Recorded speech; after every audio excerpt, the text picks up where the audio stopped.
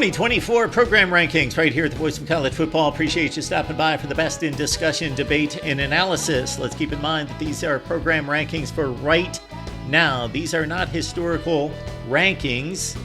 They are also not team rankings for 2024 only. They are rankings that include the team for 2024, the anticipated record and standing for the team this season, how they perform in recent years, the trajectory of the program involving recruiting, the head coach, his accomplishments, the brand, the school, and the football tradition there. So everything that pertains to 2024, this is a current ranking. So if something happened in 1950 and it no longer applies, then it doesn't count. But if something happened in 1950, meaning if it's the same program today, in a sense, than it was 50 or 60 years ago, then it has maintained that football standing. So it's a program ranking for 2024. Here we go, starting with number 134, the Owls of not Rice, but Kennesaw State, a new addition to FBS play here in 2024. And there have been many of these because a lot of these Group of Five conferences have, of course, lost programs in recent years and they've had to backfill. And many of those programs have been mighty successful. So this is a program that started playing football in the Big South in 2015. Brian Bohannon is the only coach they've ever known. They've made the playoffs in FCS level play 4 times, most recently in 2021. Only went 3-6 playing 9 games this past season, but Kennesaw State out of Georgia will tee it off as the number 134 program here in 2024. Matching the all-time record and the legendary players and coaches that have been produced by Kent State is impossible. Don't try to wrap your brain around it. It is impossible. The Golden Flashes have been a near flash on the scene of college football in regards to any kind of impact on the field. The 2023 season was pretty indicative of what they do. By and large, they went 1-11. Yes, they couldn't defeat an FBS team. Kenny Burns has taken over for Sean Lewis, who moved on as the offensive coordinator at Colorado at the time. And Sean Lewis looked like he had something going there at Kent State. Think about the program legacy here in terms of personnel. On the coaching side, Don James, Nick Saban, Lou Holtz. Wow. When you look at on the player side, guys like James Harrison, Julian Edelman, Jack Lambert, Antonio Gates, they produced some great football players. Josh Cribbs as well, an all-time returner in the NFL. But man, it has been a rough go for Kent State. Nobody shows up to the games. It's a bad football program. And largely that looks like the future as well. And their rival for the wagon wheel, only 15 miles away. All that pride of football elite status in the Buckeye State just does not permeate the rubber capital of the world. The Zips of Akron at 132. They went 2-10 last year. They beat an FCS team. They beat Kent State by 1 score. And so that keeps them ahead of Kent State. And have they been more successful? Yeah, a little bit. Terry Bowden led them to a MAC championship game in 2005. They entered the MAC in 1992. And of course, remember Notre Dame head coach Jerry Faust, who left Notre Dame. Of course, he was booted after 5 seasons and he wound up at Akron. They've been playing football there in FBS play since 1987. At number 132, the Zips. UMass is joining a conference in 2025, and this university certainly needs to. They're coming off for what for them is an excellent season at 3-9. 6-46 is the record for Don Brown, the former Michigan defensive coordinator at UMass. They never win. They have not posted a winning record since 2012, and that's when they joined FBS play. So they've done nothing but lose at this level. Nobody watches the games. Nobody pays attention. At least get into a conference and try to form some relationships and work towards something. At number 131 on our list, the Minutemen. It's got to start somewhere, and for Sam Houston, it started in 2023 as a member of the FBS in their first game against BYU, losing 14-0 in round 2 of a 3-9 campaign. They play in Conference USA, probably the most impressive win in recent years, a 2020 win over James Madison. At number 130, Sam Houston. It seemed in recent years like there was some hope at UTEP under Dana Dimmel, who was ousted after 2023 going 17-45, but he did post a bowl season and 5-7 in 2022. But this program is 20-61 since 2017. Last conference championship was way back in the WAC in the year of 2000. So bring on new head coach Scotty Walden from Austin Peay, where he, of course, was successful. And UTEP will keep it rolling and try to one day be a decent program in the group of five. At number 129, the Miners of UTEP. Number 128 has itself a legitimate football coach. Bronco Mendenhall can get it done. He's an excellent leader of men, knows how to run a program, prepare a football team. He did it for a long time at BYU. Went out to Virginia, took the Cavaliers to the ACC championship game into an Orange Bowl in 2019. Now he's back out of retirement, and he has gotten himself a job at New Mexico, and they have to be thanking their lucky stars. They went 4-8 last season in New Mexico under Danny Gonzalez, 5-26 in conference play, 11-32 overall. Bob Davie is probably the most acclaimed coach in the history of New Mexico football, and he was there for 8 seasons and won 35 and lost 64. Yes, Bronco Mendenhall, save us at 128, New Mexico. This is probably the first program on our list that has had legitimate success for an extended period of time at the FBS level. It is the Wolfpack of Nevada. Back on the shelf. Ken Wilson, though, you're out after going 4-20 the past 2 seasons.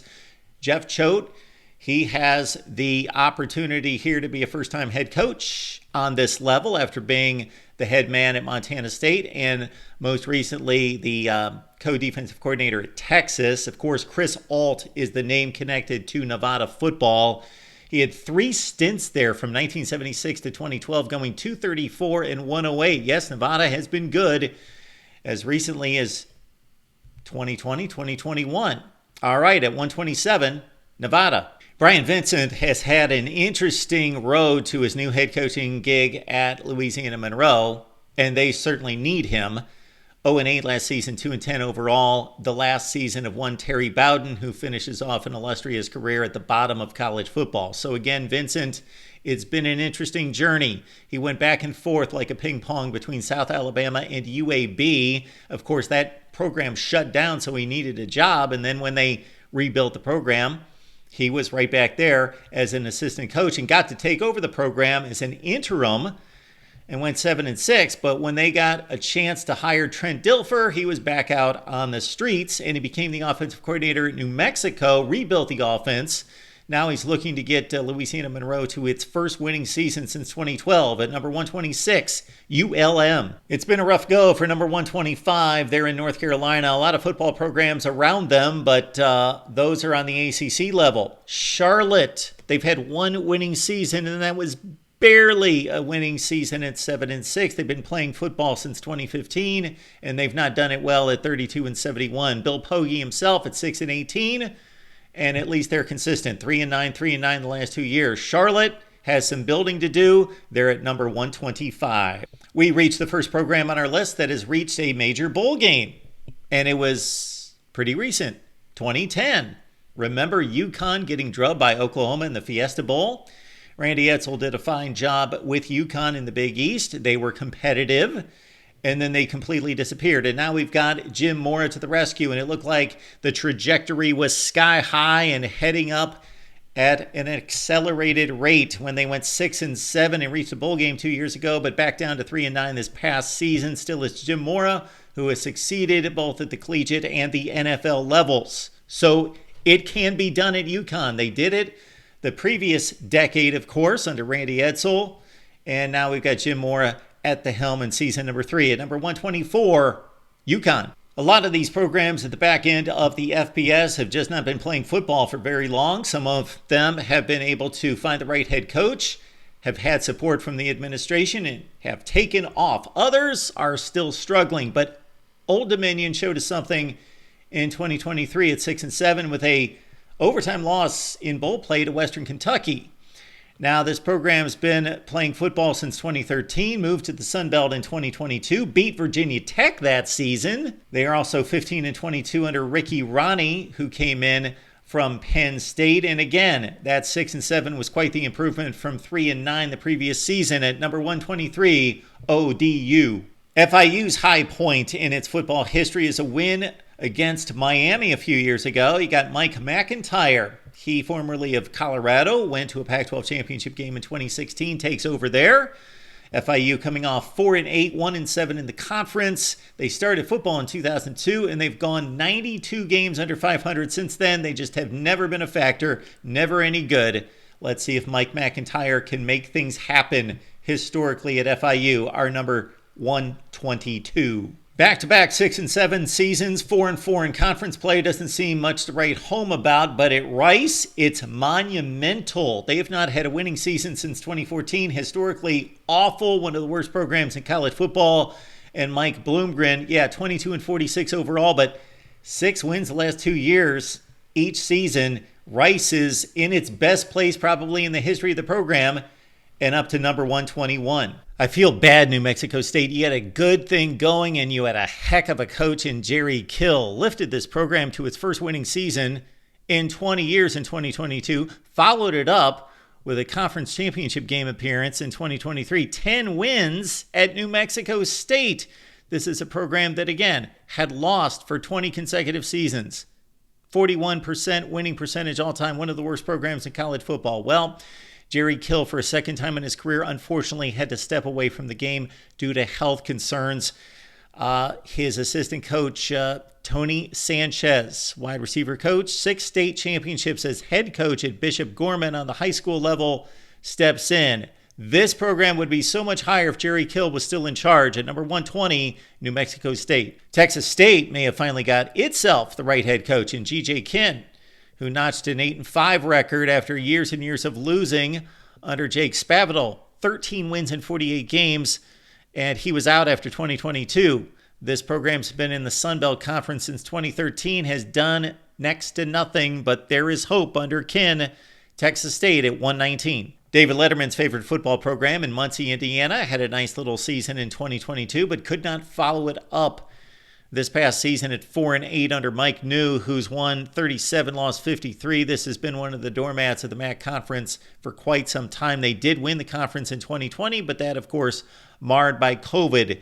They've been playing FBS football since 1981, largely unsuccessfully at Ball State, number 118. Stan Drayton is the latest coach in Philadelphia, who is not necessarily looking just to build the program there, but set himself up for bigger and better things like Steve Adazio, like Matt Rule in particular, Al Golden, and others at Temple. They play in an NFL city that is in love and fascinated with the Philadelphia Eagles. They play in an NFL stadium, and you can count the people in the stands most of the time. And when you go 3-9 most of the time, that is the plight of Temple football. The Owls, again, under Matt Rule, unprecedented success for generations, but it's back down into the dumps in the American Conference for Temple at 117. Navy football trying to regain the status it enjoyed under the direction of Ken Niumatalolo for much of his 15 seasons, in which he went 109-83, and his record was much better than that for the most part. And most importantly, on the football field,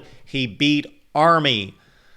But he had a rough ride his final 3 seasons. He was out after 2022, and Navy went with Brian Newberry, the defensive coordinator. He has yet to get it going in 2 seasons, 5-7 this past season.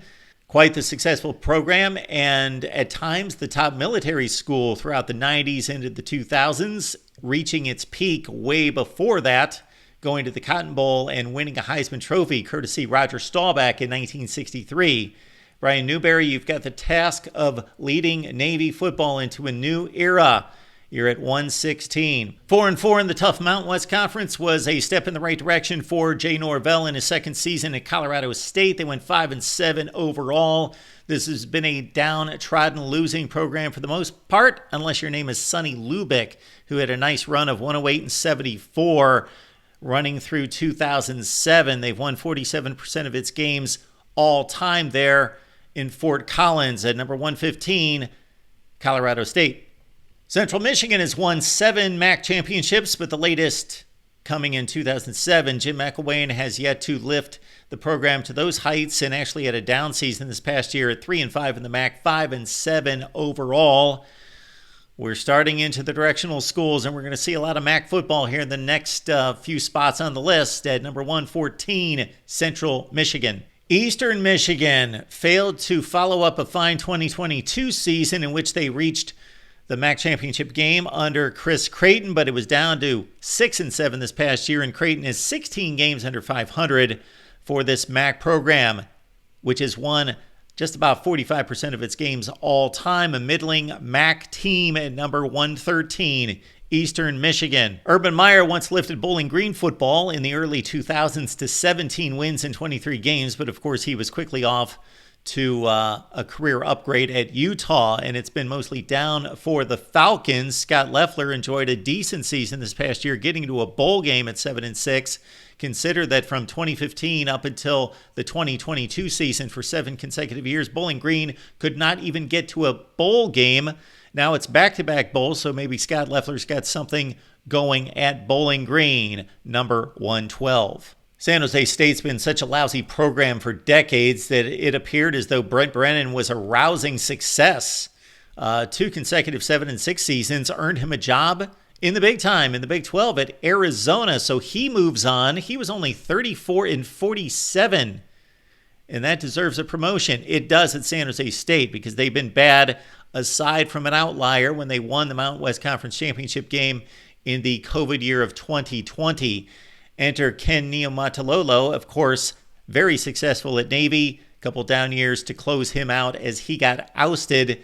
A bad few decades for San Jose State football. They've got some hope here entering 2024 at 111. They've been betting on football in Vegas forever. They've been playing football there since 1968. The Runnin' Rebels have been completely awful since then. But enter Barry Odom from Missouri, and he lifted this program to a Mountain West Conference championship game this past year. 6-2 in the conference, 9-5 overall. That's 14 wins in 24 games under Odom for historically one of the worst programs in FBS play. At number 110 is UNLV. When I think of programs in the G5 that have obviously built a great culture, that have excellent administrations, that know how to replace head coaches because they've got to hire one after the other, I think of Appalachian State because they just keep winning and winning and winning, despite Boise State, of course, set the trend for that. And fairly recently, Arkansas State did it for a while. Also, this program, Northern Illinois, 5 conference championships since 2011 under 3 different head coaches. The latest is Thomas Hammock. No, he's not won a conference championship, but he got back on track with a successful 7-6 season for NIU in 2023. At number 109, Northern Illinois. At number 108, a program that's known for playing exciting football, most evidenced by Jeff Brom's stay there, at Western Kentucky. The Hilltoppers, 9-5, 9-5, 8-5 the past 3 seasons, and most notably in the record books, courtesy Bailey Zappi and his 60 touchdown passes. Tyson Helton is a fine coach. He's 26-15, 39-26 overall in his stay with the Hilltoppers. At number 108, Western Kentucky. Georgia State's only been playing football since 2010 in the Sun Belt Conference, but Sean Elliott is making strides, slowly but strides. He's 3-2 in bowl games, including defeating Utah State, a pretty decent football team in 2023.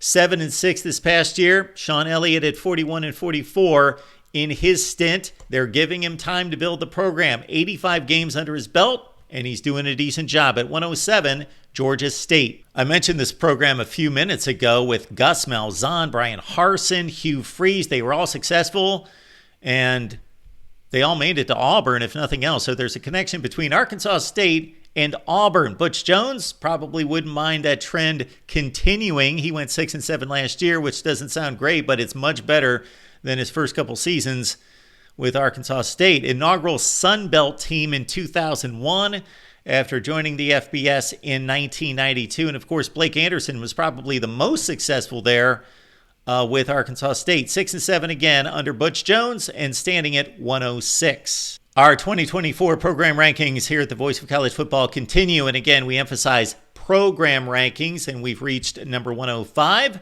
and Middle Tennessee. not coached by Rick Stockstill. He's out.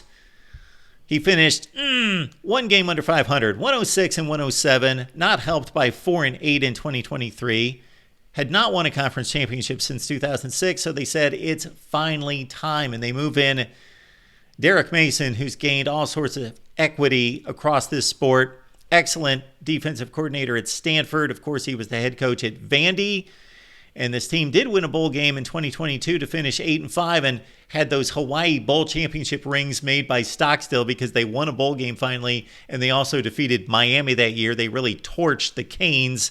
But a down year at 4-8 cost Stockstill his job at number 105, MTSU. I told you these directional schools in Michigan would not be separated by much, but you got to keep Western Michigan in the lead despite a down 4-8 season in 2023. Tim Lester, now the offensive coordinator at Iowa, was 5 games over 500 in 6 seasons at 37-32. And of course, who can match what PJ Fleck did there, where he took over a program that was at the bottom of the barrel with 1 win, lifted them as the top recruiting school in the MAC, and then made it all the way to the Cotton Bowl. Imagine that. Still can't sink in. Western Michigan making it to the Cotton Bowl in 2016. Well, they're far from a major bowl bid at this point. They just want to survive in the MAC. They are at 104. It's our first high riser for 2024 in our program rankings here at the Voice of College Football, and it belongs to a newcomer, Jacksonville State. Of course, we entered them at 132, as you see on the screen, but we had to give them a lot of love for what they accomplished under Rich Rod in season number 1. His first season was the season before, but they were still in the FCS. They went 9-2. They had won 25 conference championships. Of course, they beat Florida State and embarrassed the Noles in 2021. The Gamecocks entered FBS play 9-4 with a bowl win. How about that in 2023 at number 103 on our list? Rich Rod, Jacksonville State. The Mean Green had a nice run under Seth Luttrell, but it started to stagnate and they were not able to keep up in their new conference in the American. They had originally been a Conference USA member since 2013, stepped into the American a couple seasons ago, 5-7. After a 7-7 season, their final in Conference USA, they actually made the conference championship game, but Seth Luttrell gone. Eric Morris, Washington State offensive coordinator, Incarnate Word head coach, takes over at North Texas and had that 5-win season to start it out. We know that they're serious about their football at North Texas, and they are capable of winning and making a splash in the American Conference at number 102, the Mean Green. You would think, if anything, the program that has to travel the most would play the least number of football games if there was any aberration at all. But for some reason, Hawaii plays more football games than anybody. They have played 15-game seasons in which they didn't reach conference championship games, and last year didn't get to a bowl game, but they played 13 games. The only team in the nation that didn't reach postseason play that played 13 games at 5-8. Timmy Chang, of course, a legend as a player with Hawaii, took over for Todd Graham after the fallout ensued there. They had 19 transfers. He had to turn the thing over, and this is before the transfer portal was really humming at that level. The June Jones era was successful at Hawaii. Of course, they're famous for playing Georgia in the 2009 Sugar Bowl. Interesting history here. They play a lot of games. I love that about them. At number 101, the Rainbow Warriors, or whatever we call them these days, Hawaii. Historically, Louisiana Tech does an excellent job of finding bright young coaches and hiring them, but unfortunately, it's a stepping stone. So they win their games for a while at 58% all time, but they lose really good head coaches. Sonny Dykes being the most recent to TCU, Skip Holtz to Tulane, Derek Dooley, Tennessee, Jack Bicknell, Boston College, Billy Brewer going way back in the late 1980s to Ole Miss. They are, of course, the only Group of 5 team to win a postseason game against a Power 5 by shutting them out against Miami just a few seasons ago against Manny Diaz. Louisiana Tech, though, not winning many football games under Sonny Cumbie in recent years. 3-9, 3-9 the last 2 years. At number 100, even 100 on our list, Louisiana Tech. Appreciate you being here at the Voice of College Football. Don't forget to like the video and subscribe, and stay tuned for the next in the series where we run through our program rankings for 2024, 134 all the way up to number 1 Next up, 99 and forward, right here at the Voice of College Football.